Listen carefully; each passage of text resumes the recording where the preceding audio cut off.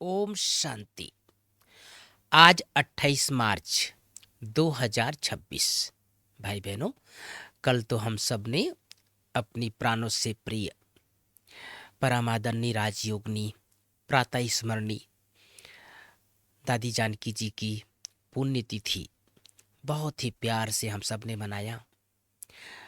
दादी जी के साथ का अनुभव अनेक महारथियों ने सुनाया, अनेक दीदियों ने सुनाया, और यही हमारे यज्ञ की शोभा और विशेषता है भाई बहनों कि ब्रह्मा बाबा ने मम्मा को और दादियों को तैयार किया, दादियों ने दीदियों को तैयार किया, और दीदियों ने फिर अपने छोटी बहनों को तैयार किया। एक प्रकार से हम सभी अभी ट्रांसफर पीरियड से गुजर रहे हैं, जनरेशन चेंज से गुजर रहे हैं।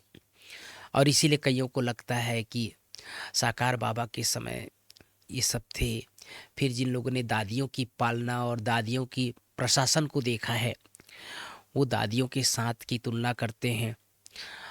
और वर्तमान समय लगभग हम सब देख रहे हैं यज्ञ में जितने भी वरिष्ठ दीदियां हैं उनके अनुभव से हम सब लाभ ले रहे हैं।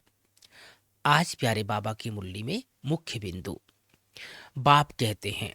कितनी सुंदर बात है भाई बहनों। बाप कहते हैं, क्या कहते हैं? बच्चे सिर्फ यही धंधा करते रहो। क्या धंधा? बाप को याद करो और दूसरों को भी कराओ। बस सबसे ऊंच धंधा यही है। जो खुद याद नहीं करते, अंडरलाइन बात, जो खुद याद नहीं करते यह धंधा करेंगे ही नहीं। बाप की याद यह है योग अग्नि, जिससे पाप भस्म होंगे। इसलिए पूछा जाता है कहाँ तक पाप भस्म हुए हैं।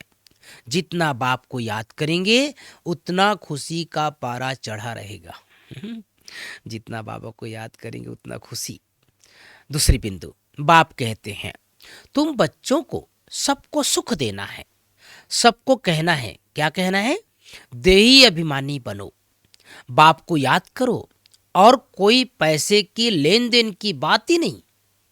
सिर्फ लवली बाप को याद करो तो तुम्हारे विकर्म भस्म हो जाएंगे, तुम विश्व के मालिक बन जाएंगे। भगवान उवाच, क्या है भगवान उवाच?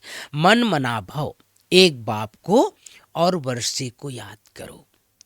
आज प्यारे बाबा की मुरली से मुख्य मुख्य 5 बातें।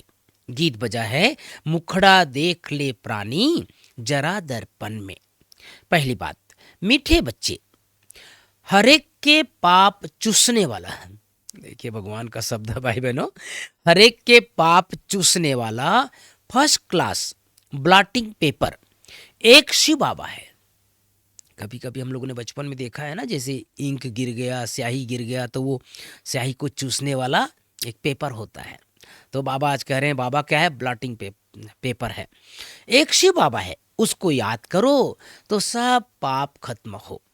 दूसरी बात, प्रश्न है आत्मा पर सबसे गहरे दाग कौन से हैं और उसको मिटाने के लिए कौन सी मेहनत करना है?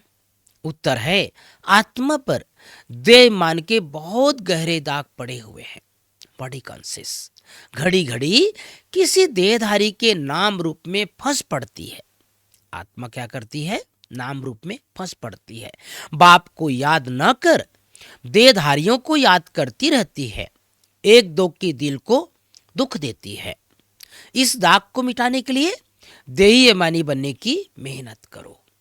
आज प्यारे बाबा की मुरली में तीसरी बात, कभी भी किसी की दिल को दुखी नहीं करना है, सबको सुख पहुंचाना है। एक बाप की याद में रहना है और सबको याद दिलाना है। पापों का दाग मिटाने के लिए देही अभिमानी बन अविनाशी ब्लॉटिंग पेपर बाप को याद करना है। ऐसी मीठी अवस्था बनानी है जो सबका कल्याण होता रहे। आज प्यारे बाबा की मुरली में चौथी बात, वरदान स्वीकार करें सभी वरदान। अपनी श्रेष्ठता द्वारा नवीनता का झंडा लहराने वाले शक्ति स्वरूप भव। अपनी श्रेष्ठता द्वारा नवीनता का झंडा लहराने वाले शक्ति स्वरूप भव। पांचवी बात, स्लोगन है मनसा द्वारा शक्तियों का और कर्म द्वारा गुणों का दान देना ही महादान है। तो भाई बहनों, आज बाबा ने खास हम सबको कहा है कि बाबा ही क्या है, ब्लॉटिंग पेपर है, सबके पाप को चूसता है। और हम सबको बाबा ने होमवर्क दिया है, सबको सुख देना है ना। जैसे बाबा हम सबको सुख दे रहे हैं, हमें भी क्या करना है, सबको सुख देना है। और सबको क्या कहना है, बॉडी कॉन्शियस से निकलकर सोल कॉन्शियस बनो। जितना हम सोल कॉन्शियस में रहेंगे। और एक अंडरलाइन बात भाई बहनों, बाबा ने आज हम सबको कहा है पैसे के लेन देन की बात ही नहीं है। और मैं तो हमेशा कहता हूँ ब्राह्मणों को आपस में पैसे के लेन देन नहीं करना चाहिए। इससे क्या होता है, संबंध खराब होता है। और दूसरी बात बाबा ने अंडरलाइन कराया है हम सबको कि कैसे इस समय धंधा यही करो और कराओ, बाप को याद करो और सबको याद दिलाओ। ये सबसे बड़ा धंधा है। लोग पूछते हैं ना आपस में मिलते हैं तो कौन सा धंधा चलता है आपका, लेकिन बाबा ने कहा ये हमारा धंधा है, खुद भी याद करना है और सबको याद दिलाना है।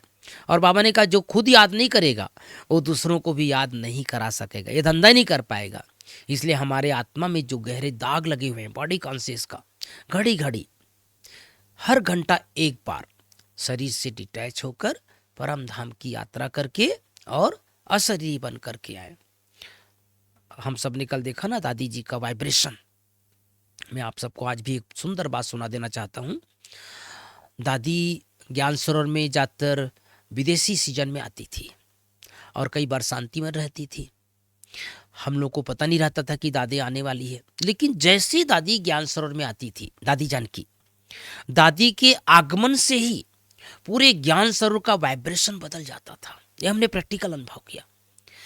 तब तक हमको पता नहीं रहता था कि दादी आ चुकी है, लेकिन यहाँ का स्पिरिचुअल वाइब्रेशन, दादी भले दादी कॉटेज में रहती थी लेकिन उसका जो ओरा है, उसकी जो ऊर्जा है ना, जैसे बाबा कई बार बोलते हैं ना सूरज ऊपर है लेकिन उसकी रोशनी धरती तक, ऐसी जो पवित्र आत्मा है, जो महान आत्मा है, जो बॉडी कॉन्शियस से मुक्त रहते हैं, जो सोल कॉन्शियस में रहते हैं, उनका वाइब्रेशन आसपास ना फैले, ऐसा हो नहीं सकता।